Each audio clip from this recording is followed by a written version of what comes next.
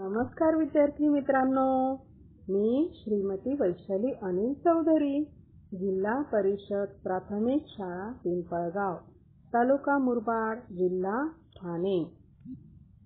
आज आपण इयत्ता तिसरीच्या बालभारती पुस्तकातील एक पाठ शिकणार आहोत। आपल्या पाठाचे नाव आहे वासाची किंमत। ही गोष्ट आहे तुमच्यासारख्याच एका मुलीची।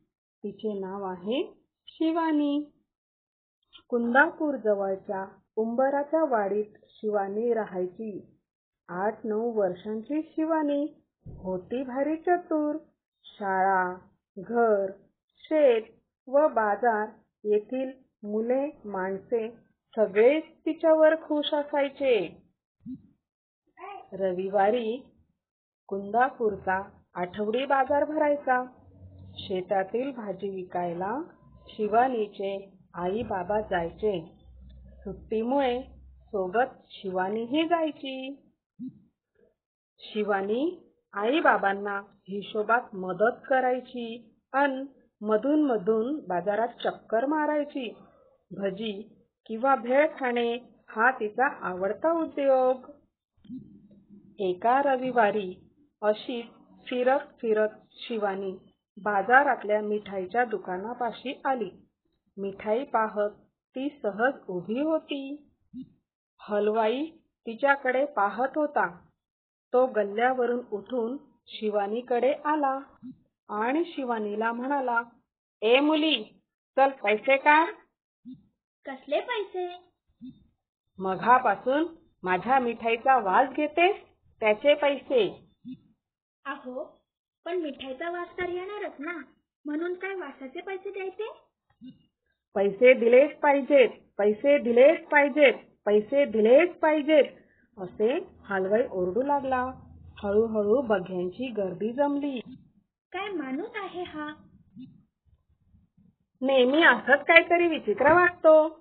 वासाचे पैसे, खुळाच दिसतोय, असं गर्दीतले लोक सुद्धा बोलायला लागले।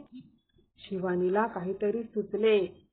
"ठीक आहे, थांबा, मी पैसे घेऊन येते," असे म्हणून गर्दीतून वाट काढत ती आई बाबांकडे निघाली।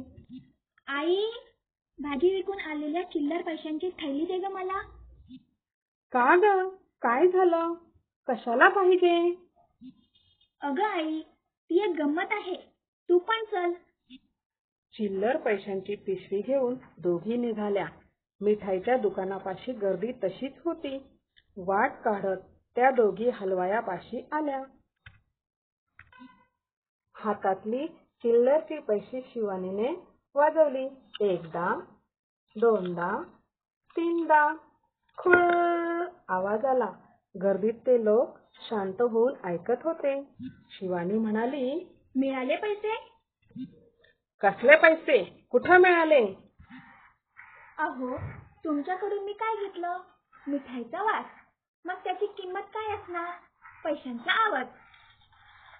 बरोबर की नाही? बरोबर बरोबर बरोबर बरोबर, गर्दीतले लोक म्हणाले। आता हलवायाचा चेहरा पाहण्यासारखा झाला होता।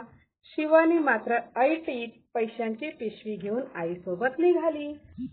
बघितलंत मुलांनो, शिवानी किती हुशार मुलगी आहे। ती घाबरली नाही आणि तिने युक्ती करून हलवायाला बरोबर त्याच्या वासाची किंमत दिली। तिने मिठाई खाल्लीच नव्हती। मिठाईच्या वासाचे पैसे हलवाई मागत होता, म्हणून तिने मिठाईच्या वासाची किंमत ही पैशांचा आवाज करून दिली। हो की नाही? समजला पाठ तुम्हाला? आता पुन्हा एकदा शांतपणे पाठ वाचून काढा आणि शिवानीवर 5 ओळीत माहिती लिहा। धन्यवाद मुलांनो. घरी राहा, सुरक्षित राहा.